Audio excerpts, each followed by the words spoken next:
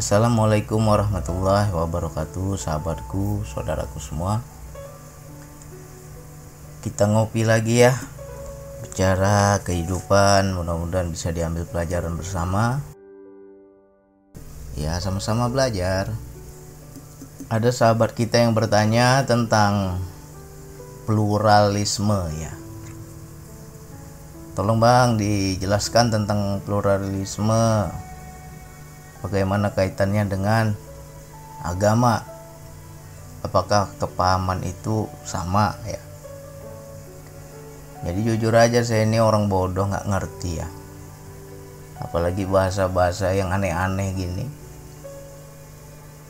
Jadi karena pertanyaan itu akhirnya saya browsing, saya cari tahu di Mbah Google ya. Mbah Google kan sudah tahu semua Mbah Google ya kan. Nanya lah Mbah Google, rupanya ketemu di Wikipedia ya. Jadi teman-teman silakanlah belajar juga. Jadi di situ pluralisme itu diartikan dari dua kata, plural dan isme. Plural itu artinya beragam dan isme itu paham ya, kepahaman. Bisa juga doktrin, bisa juga kepercayaan ya. Makanya seperti animisme kan pakai isme itu kan kepercayaan.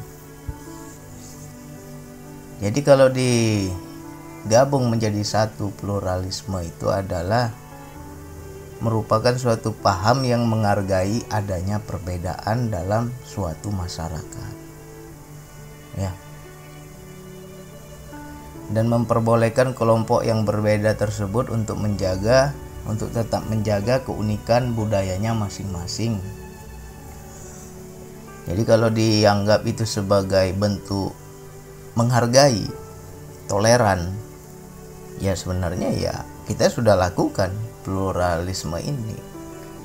Ya, lantas bagaimana Bang dalam kehidupan ya?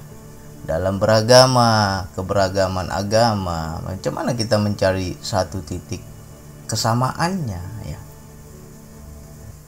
Banyak orang mengatakan orang yang memahami pluralisme ini adalah menyamakan bahwa semua agama itu sama ya. Kira-kira benar gak tuh semua agama sama? Ya cari samanya, jangan cari bedanya. Karena kalau kita cari yang bedanya pasti berbentur dia. Cari yang sama. Kalau ditanya sama saya, sama nggak Bang semua agama? Saya bilang sama. Ada tapinya. Contoh samanya itu adalah sama-sama mengajak kepada kebaikan. Tidak ada agama yang menyuruh berbuat jahat ya. Tidak ada agama yang menyuruh mencuri, tidak ada agama yang menyuruh memperkosa, nggak ada. Jadi cari saja kesamaannya, jangan kita benturkan, nggak boleh kita benturkan. Jadi kalau kita mau kaji lebih luas, ya ini menurut pemahaman saya. Andai kata nanti salah, nggak sesuai, nggak cocok, nggak benar, ya teman-teman koreksilah ya, ajarin saya juga masih belajar. Jadi pluralisme yang saya pahami adalah saling menghargai perbedaan. Perbedaan itu bisa kita saling hargai, kita saling menghormati, sehingga menjadi suatu kerukunan dalam bermasyarakat. Ya. Tetapi ada juga perbedaan atau keberagaman yang nggak bisa kita satukan, nggak bisa kita samakan. Ini sedikit contoh saja. Saya ini orang Sumatera ya, orang Sumatera keras-keras ya. Orang Sumatera itu lisannya kasar-kasar ya, ngomongnya kau-kau ya kan. Nah, ketemu sama orang Jawa, contoh ketemunya bagaimana? Adik saya menikah dapat suami orang Jawa ya. Lagi ngobrol saya nih sama adik ipar saya, suami adik saya ya. Tiba-tiba adik saya dari dalam rumah, kami ngobrol di teras gitu ya, ibu saya manggil, mama saya panggil, saya nggak dengar. Akhirnya disuruh lah, panggil tuh abangmu. Datanglah adik saya ke teras, langsung dia ya logat Medan lah. Bang, kok dipanggil mama bang, katanya. Kaget itu adik ipar saya, suaminya yang orang Jawa itu kaget. Kamu kok kasar sekali sama abangmu, nggak boleh bilang kau gitu. Ya itu bukti bahwa keberagaman itu nggak bisa kita samakan. Bagi orang Sumatera bilang kau itu sopan, tapi bagi orang Jawa udah kasar itu. Jadi antara sopan nggak sopan itu ya tergantung tempatnya, ya.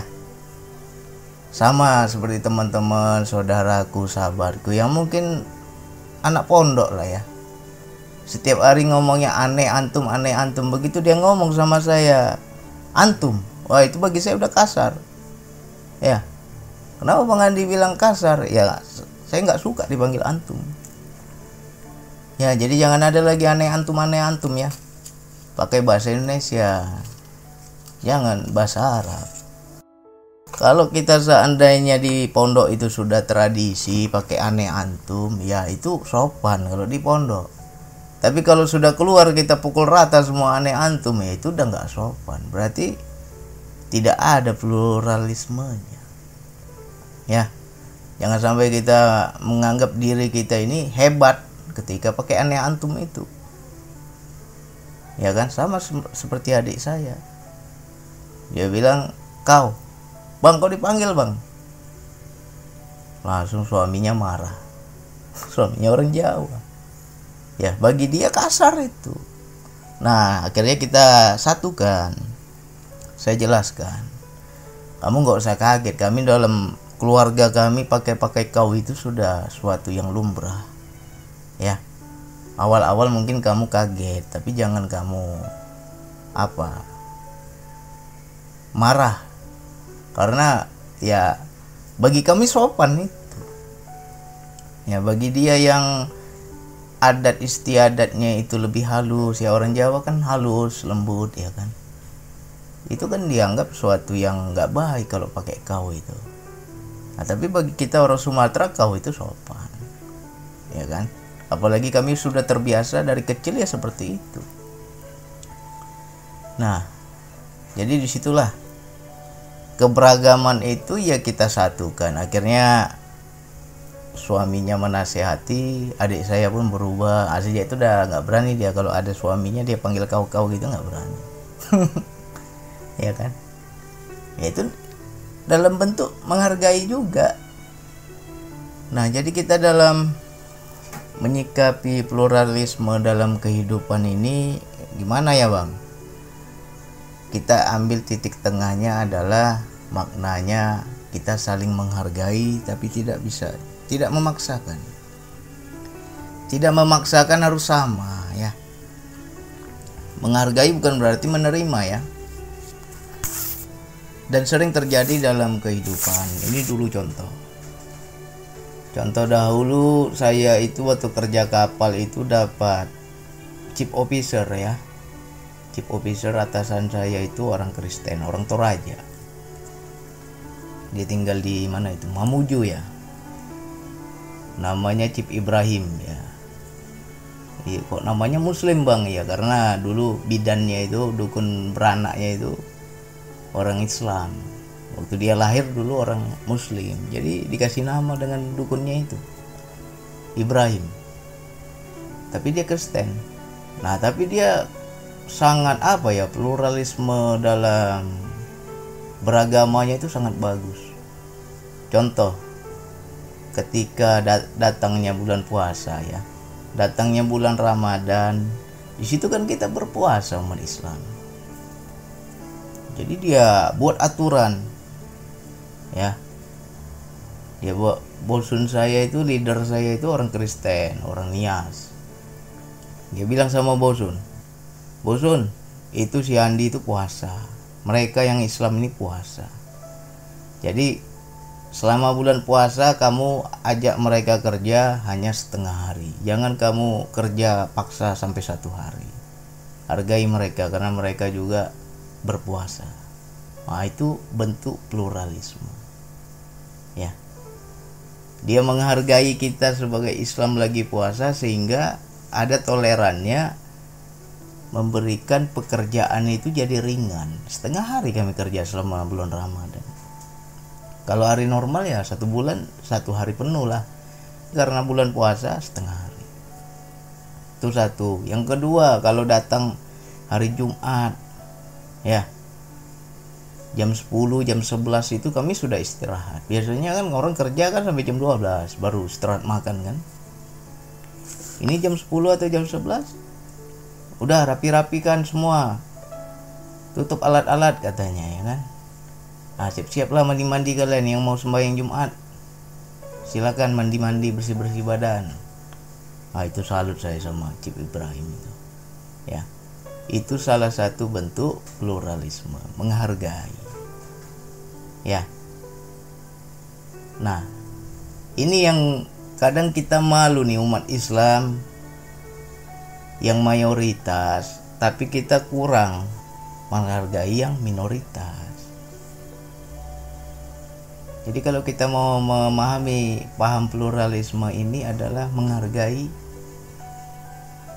bisa juga toleransi, bisa juga hak asasi ya.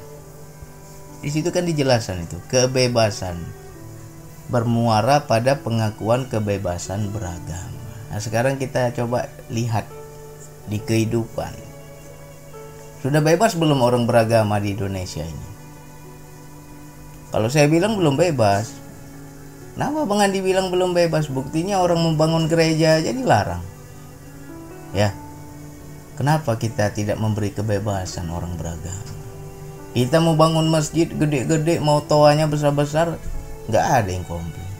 Tapi giliran ada umat Nasrani yang mau membangun suatu gereja di kampung kita, di situ kita menolak, ya kan? Berarti kita belum paham pluralisme ini, belum menghargai kebebasan beragama. Jadi di Indonesia ini belum bebas orang beragama, ya. Itu satu.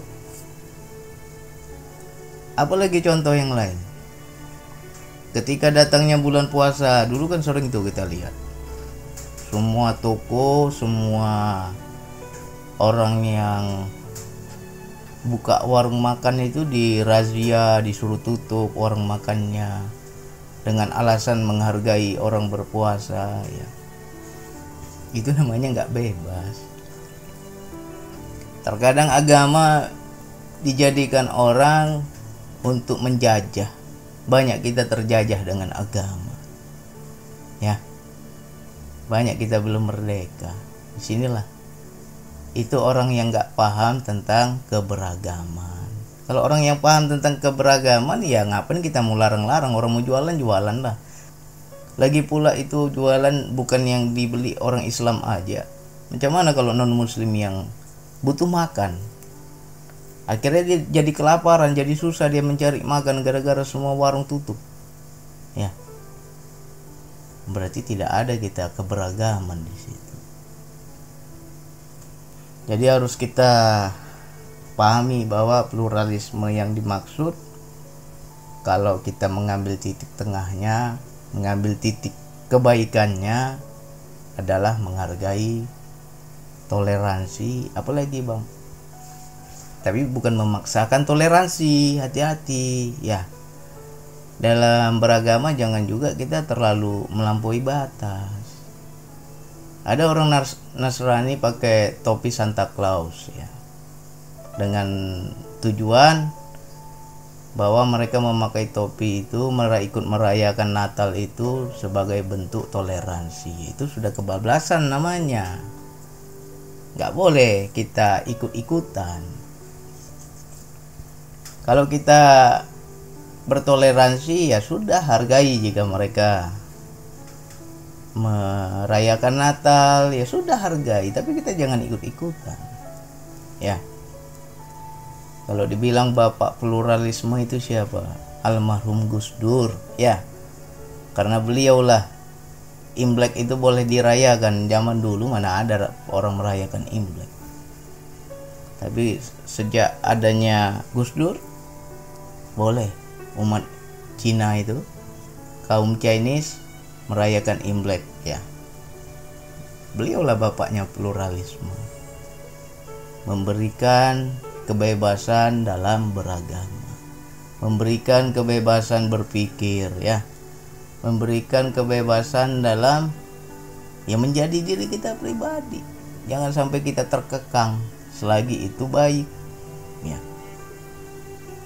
Jadi bagi teman-teman, saudaraku, sahabatku, jangan sampai kita salah kaprah, salah paham, memahami bahwa semua agama sama, ya. Nggak sama, aturannya aja beda-beda. Kita boleh menghargai, tapi jangan sampai kita menyamakan, nggak boleh menyamakan. Ya, saya banyak bergabung, banyak berkumpul dengan orang Nasrani, ya. Dulu waktu saya kerja kapal, kapten saya, officer saya, bosun saya, itu banyak orang Nasrani. Nah, disitulah saya belajar keberagaman, ya kan. Ada teman saya juga yang Nasrani, kalau hari Minggu wajib dia keluar ke gereja. Kamu jaga kapal ya, saya mau ke gereja. Kalau kamu keluar juga, kapal nggak ada yang jaga. Akhirnya saya mengalah saya, ya udahlah kamu lah ke gereja, nanti gantian, kalau saya hari Jumat saya turun, saya bilang. Ya kalau dia hari Minggu kan, ya sudah turun. Nah, begitu Idul Fitri, ya beliau mengucapkan selamat Hari Raya, selamat Idul Fitri. Ya sama, saya juga begitu dia Natal, dia Tahun Baru, ya saya mengucapkan juga selamat. Ya, bukan berarti kita itu mengakui bahwa itu tidak ada mengucapkan selamat Natal, itu bukan berarti kita itu keimanan kita jadi rusak, tidak. Kita menghargai, ikut senang sahabat kita senang, ya. Hargai sebagai kemanusiaan. Tentang kemanusiaan kita cari keberagaman yang sama, tentang rohani, tentang ketuhanan yang masing-masing, ya. Jangan kita memaksakan orang. Makanya teman-teman yang fanatik dalam beragama, ya banyak kumpul sama yang non muslim, sehingga kita tidak didoktrin dan menjadi kesannya agama itu terkekang. Hati-hati ya, yang terlalu fanatik berlebihan itu bisa didoktrin. Saya jadi teringat di rumah mama saya lah, ya. Di tempat saya besar itu, di tempat saya tinggal dulu sama orang tua, dari saya kecil ya sampai saya sudah dewasa, kami itu dikelilingi oleh orang-orang yang Nasrani. Kampung itu bisa dikatakan ya hampir 60% atau 70% Nasrani semua itu penduduk kampung situ. Nah, disitulah kita dalam bermasyarakat itu menerima keberagaman, ya. Ibu saya sama tetangga yang Nasrani itu, ya mereka bergaul dengan baik, bersahabat dengan baik, bertetangga dengan baik, ya. Ibu saya kan pintar buat kue, ya kan. Kalau hari Lebaran itu kue-kue basah itu ibu saya buat itu, dikasih pada saudara kita, tetangga yang lagi merayakan Natal, kasih kue, ya kan. Nah, orang Nasrani yang nggak pandai buat kue ini, akhirnya mereka beli air kaleng, ya, atau soft drink gitu. Jadi begitu Idul Fitri mereka bawa tuh 1 case, 2 case, ya kan. Disitulah kita melihat bahwa indah kalau kita mencari kesamaan. Kita hidup ini saling menghargai. Kita hidup ini saling mencari titik yang sama. Walaupun kita berbeda-beda, cari yang samanya apa. Selagi itu di jalan kebaikan, insya Allah orang nggak nanya agamamu apa, nggak nanya orang. Ya, kamu orang apa, kamu agama apa, nggak nanya. Kalau yang kamu lakukan baik, orang nggak akan tanya agama. Yang orang kenal dia orangnya baik, itu aja. Ya, karena yang namanya kebaikan itu akan diterima semua orang. Jadi jangan sampai kita bertopengkan agama. Aku atas nama agama. Justru engkau jadi penjajah kalau begitu. Ya. Jangan sampai agama ini menjajah. Di sini kita harus mencari toleran, mencari keberagaman, mencari kesamaan yang ke arah kebaikan, ya. Keberagaman itu harus kita terima.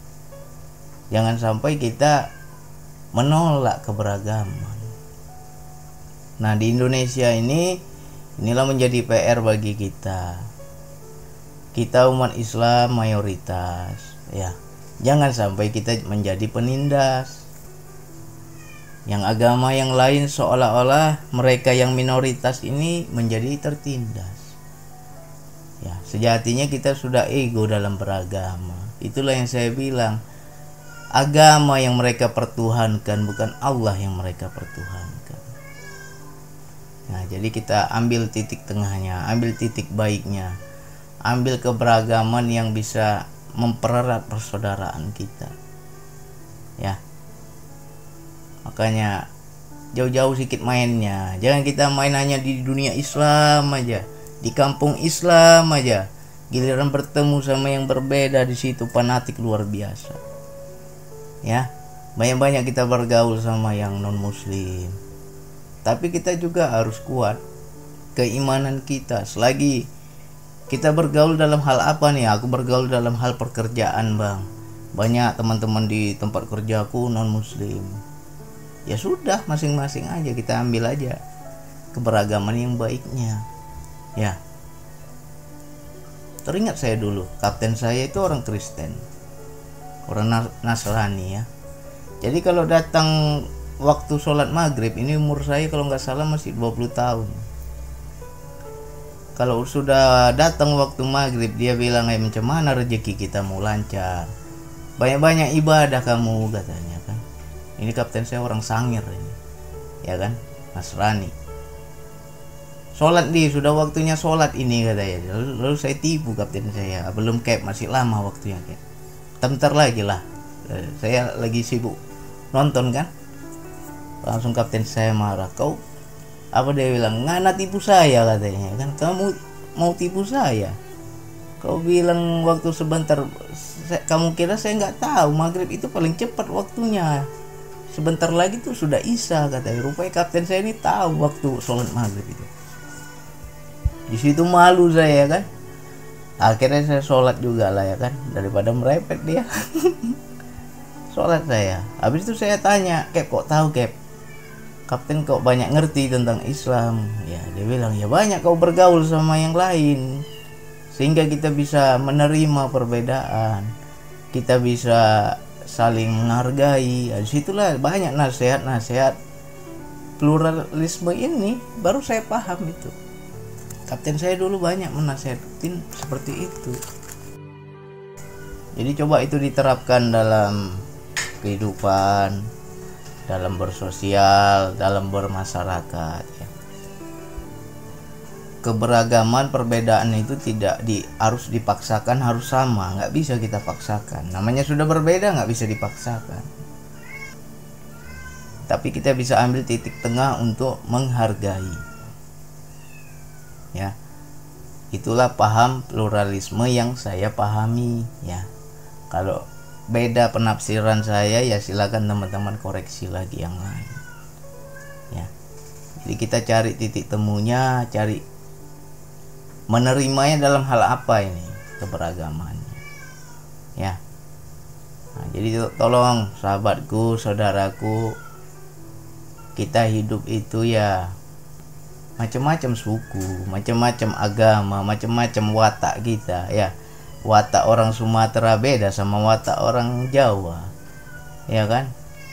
Watak orang Sulawesi beda sama watak orang Kalimantan, lain-lain semua itu. Sifatnya, wataknya, agamanya. Coba kita cari keberagaman itu menjadi persatuan. Makanya kita banyak-banyak bergaul, ya. Banyak teman-teman saya yang satu kapal itu dulu sukunya Madura, ya. Banyak yang lain bilang, Madura ini nggak betul, ini Madura begini, Madura begitu. Banyaklah dijelek-jelekin lah sekelompok teman-teman Madura kita ini, ya. Akhirnya begitu saya masuk ke kapal itu dan saya bergaul sama mereka, justru Di situ saya merasakan tali persaudaraan dengan teman-teman saya yang Madura. Mereka kalau sudah bersahabat, sudah bersaudara itu rela dia mati untuk kita. Ya, istilahnya kalau kita sudah dianggapnya saudara, rela dia membela kita. Di situ saya belajar bahwa kita ini sudah diliputi oleh Allah, sudah dibentuk oleh Allah. Allah bilang apa? Kamilah yang membentuk kamu di dalam rahim. Ya, cari tuh ayatnya ada. Jadi kalau kita memahami dan melihat di situ ada Allah, kenapa ya orang Jawa lembut, kenapa orang Sumatera kasar, kenapa orang Madura begini, orang Sulawesi begitu, orang Toraja lain lagi, ya kan? Di situ coba kita lihat, di situ ada afalnya Allah, perbuatan Allah. Allah lah yang membentuk sifat mereka masing-masing. Tinggal kita bagaimana menerima keberagaman. Makanya saya berkumpul sama orang Madura, ya asik aja. Kok orang bilang begini nggak cocok, begini begitu saya masuk ke situ jadi saudara. Ya, jadi sebenarnya ya kita bisa nggak menempatkan diri atau tidak, bukan merekanya yang nggak bagus. Kalau kita bisa menempatkan diri dalam bersosial, ya mau suku apa aja cocok. Ya, berbeda suku kita bisa jadi saudara, berbeda agama kita bisa jadi saudara. Indah Indonesia ini kalau kita saling menghargai. Ya, jadi coba dicari perbedaannya apa, ya kan? Kita melihat perbedaan yang menyatukan dalam persatuan. Jadi kalau kita sudah banyak bergaul dengan berbeda suku, berbeda agama, insya Allah kita akan bisa menerima. Kenapa ya bang, aku sama suku ini gak cocok, aku dengan agama ini gak cocok. Ya mainmu kurang jauh, ya. Makanya banyak bergaul kamu sama yang beda. Jangan kamu hanya di lingkunganmu saja merasa paling suci, merasa paling benar, merasa seolah-olah udah punya pintu surga. Ya. Nah, banyak kita yang mayoritas menjadi penindas. Ya. Jadi coba itu diperbaiki. Jangan sampai kita tidak melihat keberagaman. Jangan sampai kita hanya ribut dengan perbedaan, ya. Saya jujur aja malu saya. Karena saya banyak diperlakukan dengan sahabat kita, saudara kita yang non muslim itu kok akhlak mereka lebih daripada kita, lebih baik mereka. Ya kan? Macam chief officer saya itu. Bosun, kamu kerja yang teduh ya, jangan yang panas. Itu mereka berpuasa. Karena mereka berpuasa, mereka cepat letih, cepat haus. Jadi kau kerjanya yang teduh-teduh, jangan yang kena matahari. Nah, disitulah luar biasa itu. Chief officer saya itu saling menghargai, menghormati sekali kita yang muslim sedang berpuasa. Ya, makanya bisa nggak kita kayak gitu sama yang non muslim coba? Ini jadi PR. Makanya kita lihat perbedaan, kesamaan. Jika engkau baik, nggak usahlah bawa-bawa agama, ya. Orang nggak nanya agamamu apa, nggak nanya orang, ya kan? Yang orang tanya siapa namamu, yang orang kenal namamu, yang orang kenal, ya. Macam saya menyebut-nyebut itu chief officer saya itu, Chief Ibrahim. Yang saya sebut namanya, bukan agamanya. Itulah akhlak dia, kebaikannya. Ya. Jadi mudah-mudahan yang sudah mendengar ini menjadi ya kopi pahit untuk kita. Ya. Perbaiki gimana akhlak kita dengan sesama saudara kita yang berbeda etnis, ya, berbeda suku, berbeda agama. Bisa nggak kita di tengah-tengah itu? Bisa nggak kita cari persamaannya apa? Bisa nggak kita bersatu menerima keberagaman? Bukan berarti memaksa agar sama, nggak bisa. Ya, Islam sama Kristen harus disamakan, nggak bisa sama. yang dicari sama dalam koridor masing-masing, ya kan. Nah, macam kapten saya tuh, sholat nih biar kita rezekinya bagus, biar kita di laut dilindungi Allah, ya, biar kita sehat-sehat badan kita, sholatlah kamu. Itu kapten saya Nasrani loh, ya kan. Malah dia suruh kita sholat. Berarti kan di situ dia betul-betul menerima perbedaan. Sholat dengan caramu masing-masing. Yang penting kau kepada Tuhan baik, pasti kau kepada makhluk baik. Ya, itu intinya. Selalu dia ingatkan saya, kau baik-baik sama Tuhan, akhlakmu kepada makhluk juga baik. Makanya kita kepada makhluk gak baik. Kenapa? Kita kepada Tuhan itu belum baik, ya. Tapi banyak bang orang kepada Tuhan luar biasa bang dekatnya. Topeng aja itu. Kalau dia betul baik kepada Tuhan, nggak mungkin akhlaknya nggak baik. Berarti itu hanya topeng saja, hanya zohirnya saja itu yang baik, ya. Jadi kita belajar melihat Allah, melihat Tuhan di sebalik makhluk, ya. Kita berasal dari yang satu, ya kan. Dia duluan ada baru kita ada. Setelah kita ada percikan dia. Nah, kalau kita bisa melihat di segala sesuatu ada dia, bisa nggak kita sombong? Bisa nggak kita zolim? Bisa nggak kita merendahkan? Nggak bisa. Aku melihat dia, aku memandang dia, ada zatnya pada diri kalian, sehingga ya aku memperlakukan dia baik karena aku memandang Tuhanku. Coba itu diterapkan. Walaupun agamanya beda, dari segi kemanusiaan, ya, dari segi hak asasi manusia, coba kita saling menghargai. Jangan kita merasa super power, ya, sudah merasa Islam paling benar, orang bangun gereja nggak boleh, berarti nggak ada kebebasan beragama di negeri ini, ya. Orang buka warung dilarang, ya kan. Yang namanya ibadah itu ya masing-masing. Jangan kita memaksakan orang. Apalagi kalau kita mau kaji tentang keberagaman, jangan anti dengan yang berbeda, ya. Ada kemarin saya dengar itu katanya kalau masuk ke gereja itu haram, berdosa karena gereja banyak patung. Nah, ini dangkal kali lah pikiran seperti ini. Bagaimana dengan sahabat kita, saudara kita yang muslim, yang beliau tukang bangunan. Banyak orang Islam itu tukang.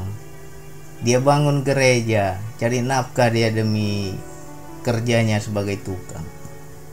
Apa nggak boleh? Sekarang kan masuk gereja nggak boleh itu tergantung ketentuannya, tergantung tujuannya. Kalau kita dalam urusan duniawi, urusan bermasyarakat, bukan urusan agama ini, bukan urusan keimanan, ya nggak masalah, ya nggak masalah. Jadi jangan sampai kita sempit kali.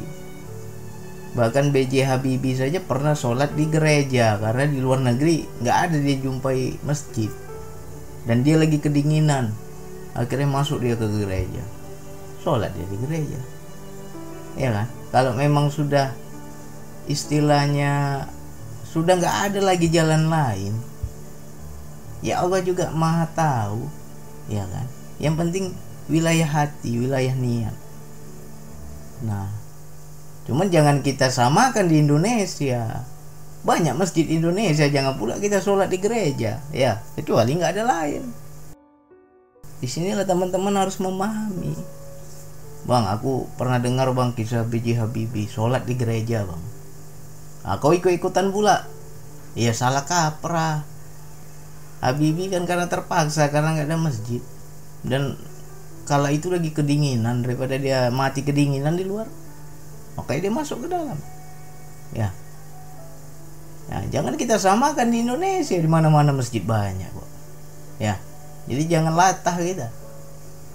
Jadi tentang keberagaman ini coba teman-teman nanti ya kita Kita belajar di kehidupan, kita buktikan kita menerima perbedaan, ya. Kita lebih beragam lagi, memberi hak asasi dalam beragama, dalam berpikir, dalam bersosial. Selagi itu baik dan tidak mengusik satu sama lain, ya silakan. Ya. Makanya kita harus banyak bergaul sama yang beda. Jangan kita-kita aja merasa suci. Ya. Saya bersyukur ketika saya kerja kapal itu banyak saya jumpai beda-beda suku, beda-beda ras, beda-beda agama, ya kan? Di situ saya belajar, oh, suku ini wataknya begini. Berarti sikap saya harus begini. Oh, suku seperti ini wataknya seperti ini. Oh, berarti saya harus begini. Baru saya masuk. Baru kita bisa menyesuaikan, baru kita bisa diterima. Kalau kita bawa suku kita masing-masing, aku orang Sumatera keras, suka-suka aja, ya pasti bentrok kalau kamu nggak bisa menyesuaikan diri. Ya, di mana bumi dipijak, di situ langit dijunjung. Maknanya kita harus bisa menyesuaikan diri. Ya, makanya teman-teman tuh dalam bekerja, bang, aku sama bos aku nggak suka, bang. Kenapa? Benci aku sukunya. Memang sifat suku ini begini, berarti kau yang nggak bisa menjunjung langit, ya. Di mana bumi dipijak, situ langit dijunjung. Harus bisa menyesuaikan. Mudah-mudahan mengenai pluralisme ini bisa kita terapkan dalam kehidupan, ya. Ini bukan ilmu, bukan kepahaman, tapi ada persamaan, ya, dengan yang saya pahami, ya. Karena saya juga baru belajar ini. Tapi kalau pluralisme yang sejati, yang sebenarnya, yang di luar sana, ya nggak tahu saya seperti apa. Tapi kalau sesuai yang dengan yang saya sampaikan barusan, ya insya Allah baik, ya kan? Kita belajar menerima perbedaan, kita belajar menghargai perbedaan, kita saling berbuat kebaikan, nggak pandang suku, nggak pandang agama, nggak pandang ras, ya. Kapan itu pluralisme itu terjadi? Tunggu terjadi musibah. Kita contoh, kita lihat dari kisah tsunami waktu di Aceh. Di situ orang nggak nanya agama, ya. Udah banyak korban terlantar segala macam, berapa banyak itu bantuan dari luar negeri, bule-bule datang itu, ya kan? Orang asing datang bantu demi kemanusiaan. Di situ nggak ada lagi dibilang agama. Kau agama apa? Baru aku tolong. Nggak ada. Itulah pluralisme, ya kan?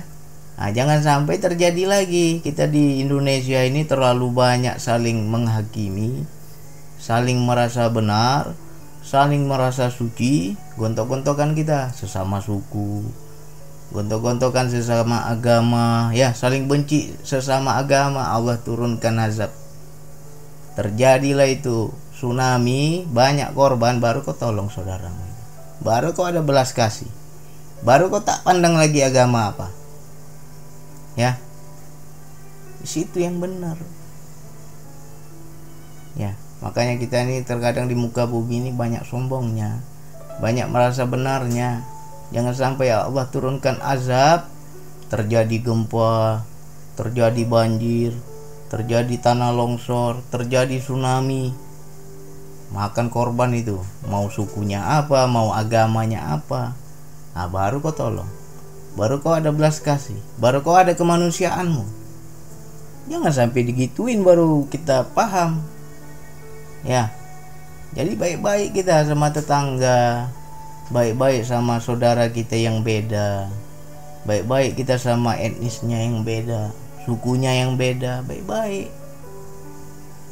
Nanti udah dikasih azab Allah baru kau baik, telat, ya. Intinya itu aja. Kalau kau baik, orang nggak tanya agamamu apa, yang orang ingat, yang orang kenal namamu, yang disebut-sebut namamu, bukan agamamu, ya. Jadi jangan sampai nama kita mencoretkan agama kita. Banyak kan? Ada oknum yang berbuat kejahatan, tapi yang disalahkan agama. Banyak seperti itu, ya. Akhirnya apa? Benci orang dengan agamanya. padahal bukan agamanya yang salah, oknumnya yang salah. Jadi kita kalau betul-betul beragama ya jaga nama kita, jaga akhlak kita, jaga sikap kita, jangan sampai mencoret nama agama. Yang banyak orang mengatasnamakan agama tapi jadi penjajah, ya. Penjajah itu namanya. Jangan sampai seperti itu. Oke, silakan diulang-ulang lagi. Kita sama-sama belajar. Mudah-mudahan ada manfaat yang bisa dipetik. Sekian dari saya. Wassalamualaikum warahmatullahi wabarakatuh.